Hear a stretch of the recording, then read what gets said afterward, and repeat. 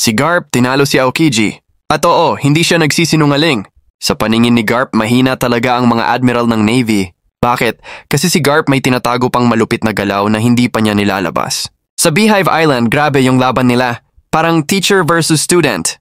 Kahit pa sinigawan ni Garp si Kuzan na mahina ka, sa dulo, siya pa rin ang bumagsak. Kaya maraming fans ang nagtatanong.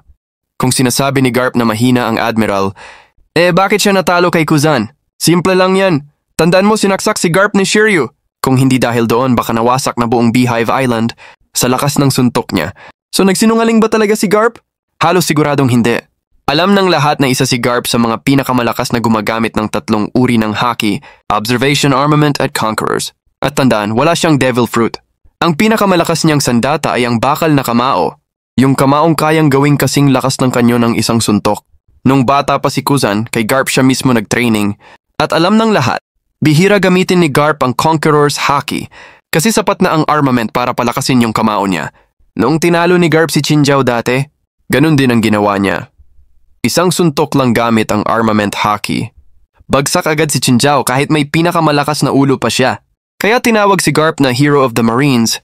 Dahil literal na parang bomba ang mga suntok niya, mas malakas pa sa kanyon. Sinasabi nga nila, nung bumagsak si Garp sa Beehive Island, parang pagsabog daw yung impact ng kamao niya. Isipin mo, sa buong mundo ng One Piece, ilan lang ang kayang gumawa ng ganun? Kahit sugatan at nasaksak na, nakapagbitaw pa rin siya ng suntok, na kaya pang patumbahin si Avalo Pizarro. At kung babalikan mo, isang suntok lang ni Garp mula sa ilalim ng dagat, kayang gibain si Aokiji.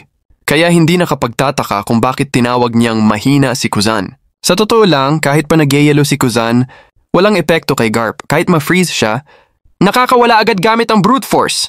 Nung panahon pa ni Roger, hindi rin basta-basta kayang sirain ni Roger ang depensa ni Garp kahit gamit pa ang espada niyang may haki. Ibig sabihin grabe talaga ang atake at depensa ni Garp. Pero teka, may isa pa siyang secret technique. Ang walang katapusang suntok gamit ang buong lakas ng Conqueror's Haki. Alam mo na, nung nag-team up sina Roger at Garp, sila mismo ang tumapos sa legendary pirate na si Rox D. Sebek. So ano nga ba ang ibig sabihin ng walang katapusang suntok?